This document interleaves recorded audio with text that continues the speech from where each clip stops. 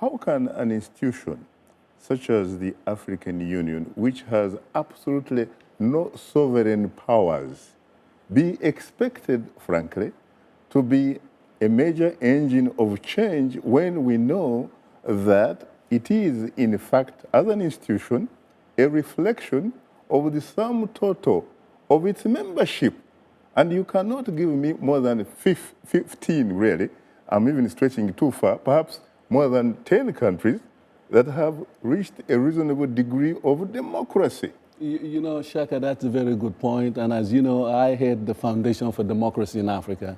Democracy is the primary focus of my organization. But we have to understand what democracy is. Democracy has to be owned.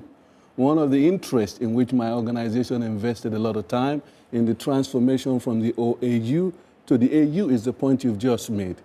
It is now an organization that is not just leader-focused. It has been put in a position to represent the interests of the African people, not necessarily the African leaders.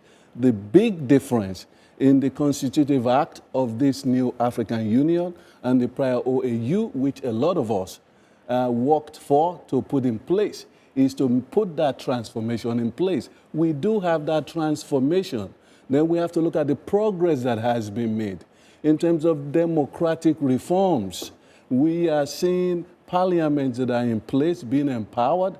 They need to be more empowered. We've seen the African Union spending significant amount of resources in trying to put in place within Africa institutions that will be able to make sure that the ownership of this democracy is within the people of the different countries in Africa.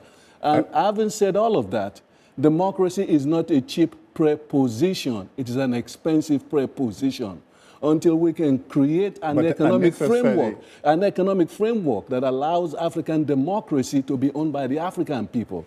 And that is why the issue of intra-Africa trade becomes very important. When you have Africans who own economic interests in Africa, they will protect those interests at their own cost because that is their wealth. Now, when you have few leaders who are corrupt, you've mentioned some nations, those few leaders do not because they didn't own, they stole those money. Are they really few?